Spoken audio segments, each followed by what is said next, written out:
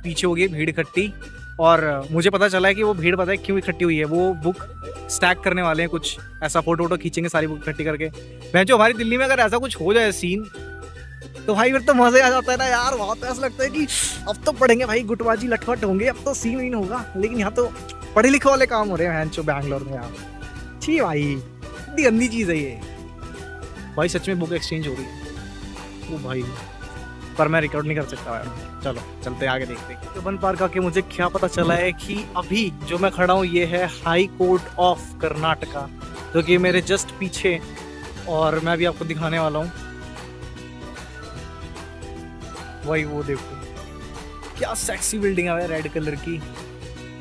High court of Karnataka मतलब भाई ये है वो न्याय का मंदिर जो कर्नाटका के लिए बना हुआ है। पीछे रोड दिख रहा है मुझे, और ये गेट बंद हो रखा है फिलहाल में। पास जाके देखते हैं भाई।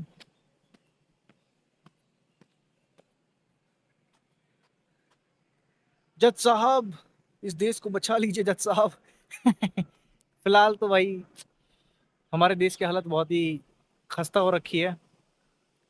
आखिरी उम्मीद हमारी ये बिल्डिंगें ही हैं। इसके अंदर बैठे हुए जो न्यायाधीश हैं वही हैं जो हमारे देश को बचा सकते हैं हर उस भ्रष्ट प्रशासन से जिसने देश को नर्क बनाया हुआ है।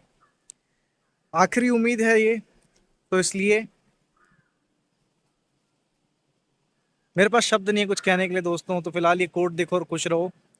सो that's a high court of Bangalore, और I would say Karnataka state. और सुप्रीम कोर्ट तो अपने दिल्ली में ही है, जहाँ पे कॉकरोच वाली टिप्पणी की गई थी दोस्तों। खैर कोई नहीं, चलो अब नीचे उतरते सीढ़ियों से भाई, और देखते हैं आगे क्या है। और भाई यही नहीं, आप, ओ फक भाई, तुम्हें विजय माल्या का घर दिखाऊं यहाँ से? विजय माल्या का घर है क्या ये भाई? भाई वो देखो, वो बिल्डिंग दिख रही तुम्हें, उसके ऊपर घर देखो विजय माल्या वाला। अरे कैमरा ऊपर चला जा भाई, वो देखो, दिखा?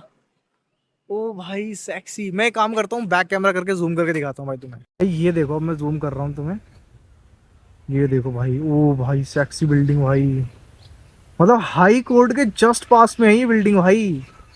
मतलब हाई कोर्ट की खिड़की से अगर देखोगे तो ये बिल्डिंग दिखाई देगी। ओ भाई क्या दिमाग लगा है। पैसे होने का फायदा ये है कि तुम न्याय की मूर्ति से, न्याय के मंदिर से ऊंचे हो भाई। ये देखो, फिलहाल ये बिल्डिंग सीज पड़ी है जहाँ तक मुझे पता है, पूरी की पूरी बिल्डिंग, क्योंकि ये उसकी है जो यहाँ से भाग गया पैसे लेकर के, चोर। बट जो भी है भाई, बहुत ही सेक्सी दिख रहा है भाई। मैं कहूँगा एक बार आओ और यहाँ पे देखो आकर के, आंखों से ज़्यादा सुंदर लगता है भाई, इंस्टेड ऑफ फोन में देखने से। कबन पार्क के गेट से निकलकर अब जो मैं तुम्हें दिखाने वाला हूँ ना भाई, तुम्हारी देख के फट जाएगी भाई। क्या बिल्डिंग है मतलब। ये पीछे मेरा हाई कोर्ट का रास्ता है, और अब पीछे दिखाता हूँ तुम्हारे क्या है आगे। अभी रुको, अभी दिखाता हूँ भाई, बस थोड़ा सा सब्र। और तो जैसा कि मैंने बोला था कि मैं तुम्हें एक बहुत ही खतरनाक चीज दिखाने वाला हूँ भाई। भाई वो देखो पीछे,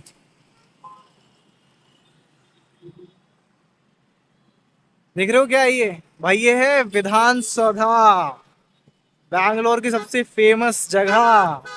और यही नहीं, इसके अलावा एक और बिल्डिंग में है भाई, वो भी तुम्हें दिखाता हूँ भाई। बहुत ही सेक्सी बिल्डिंग है भाई वो है, सारे पॉलिटिशियंस वहां बैठते हैं और क्या करते हैं वो तो सबको पता है। देखो भाई, देखा? क्या चीज है भाई, मतलब यहाँ पे आओ घूमो, मजा आएगा भाई देख के। बाहर बाहर से ही मजा आ जाएगा, तुम्हें अंदर जाने की जरूरत नहीं है। वरना सफेद कपड़े लगेंगे अंदर जाने के लिए भाई तुम्हें, तो सफेद कपड़े।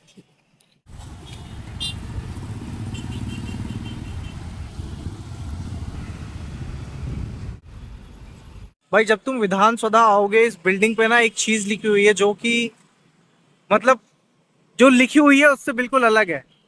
इस पे लिखा हुआ है, government work is God's work. मतलब सरकार का काम भगवान का काम है। वही देश बनाते हैं, वही देश बिगाड़ते हैं।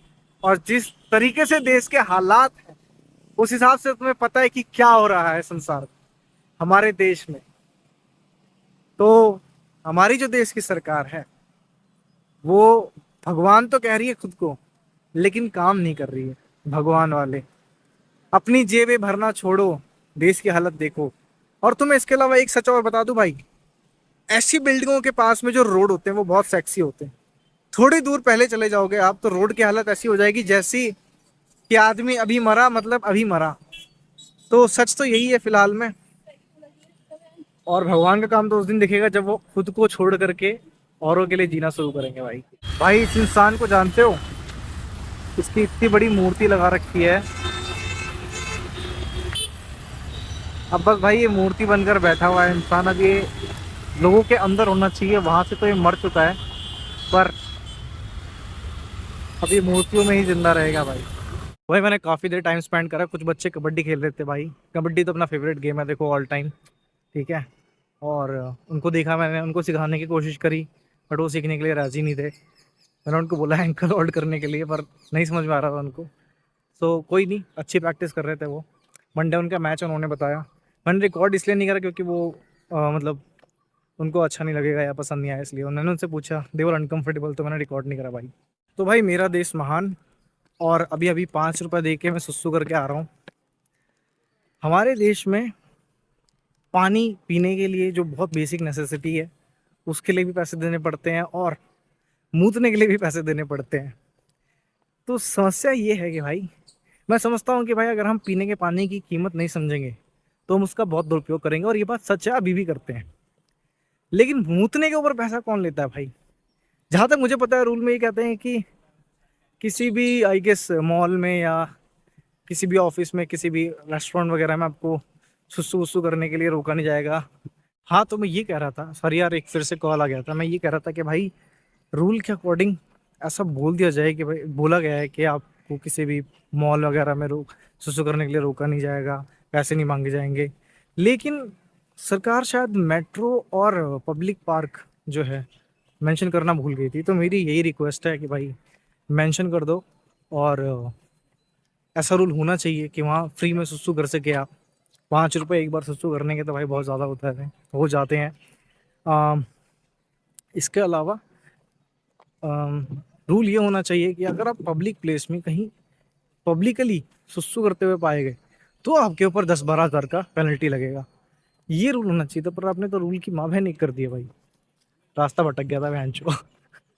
भाई मुक्ति करने के बाद जो मैं डिसअपॉइंट हो गया हूँ उसके साथ साथ मेरा ब्लॉग भी ख़त्म हो चुका है। लेकिन ओवरऑल कबन पार्क एक बहुत अच्छी जगह है भाई। यहाँ पे आप शांति के लिए, सभ्य लोगों को देखने के लिए और फन के लिए आ सकते हैं। बाकी दिल्ली जैसा कोई हिसाब किताब नहीं है। यहाँ पे कोई गंजेड़ी भंगेड़ी नहीं मिलेगा तुम्हें। देखो भाई, कपल्स तो हर जगह मिल जाते हैं चुम्मा चाटी करते हुए, लेकिन तुम्हें उसे रिकॉर्ड नहीं करना है। सबसे अच्छी बात ये है, ठीक है? रिकॉर्ड करोगे तो पंगे में फंस जाओगे। जिद्दी और बेवकूफ़ लोग हर जगह होते हैं, चाहे वो कितना ही पढ़ लिख ले। जैसा कि यहाँ पे इस पार्क में शायद रूल है, शायद है कि पता नहीं मुझे, पेट्स अलाउड नहीं है। लेकिन कुछ जो होते हैं मूर्ख व्यक्ति, वो पेट्स लेकर के आ जाते हैं यहाँ पे, और उसके बाद में यहाँ के सिक्योरिटी स्टाफ से लड़ाई भी करते हैं। तो ओवरऑल लड़ाई तो अवॉइड करनी चाहिए, वरना तुम तो जानते हो भाई दिल्ली वालों का नेचर कैसा होता है, ठीक है? पर मेरी वीडियो अगर अच्छी लगी हो तो फटाफट से लाइक शेयर सब्सक्राइब मार देना, और आगे ऐसी ही बैंगलोर के खतरनाक प्लेसेस को एक्सप्लोर करने के लिए और उनकी सच्चाई जानने के लिए मेरी वीडियोस और मेरे चैनल को सब्सक्राइब कर लेना भाई, ठीक है? और जिस भैंसे को मैं लेके आया था भाई वो गोलगप्पे खाने गया, तो मैं भी जा रहा हूँ, देखता हूँ कैसा है स्वाद गोलगप्पों का यहाँ के। मेरे को पहले भी खा चुका हूँ, मुझे अच्छा नहीं लगा भाई गोलगप्पे। तो भाई हमारे रजोकरी में एक अंकल है, वो देते हैं भाई, क्या ही सेक्सी बनाता है भाई गोलगप्पे, मतलब स्वाद आएगा तुम्हें, स्वाद। अब वापिस जाऊँगा तो खाऊंगा कभी। तो भाई ये है कबन पार्क के, अरे रुकिया, हाँ हाँ, तो भाई ये है कबन पार्क के मुखिया, जिनका नाम है major general sir Mark Cubbon, KCB, commissioner of Mysore and Coorg, 1834 to 1861, जिनके नाम पे ये पूरा कबन पार्क बना है, ठीक है भाई? तो ये है सच्चाई कबन पार्क की। अंग्रेज़ों का बनाया हुआ पार्क है ये, पर अच्छा है ये।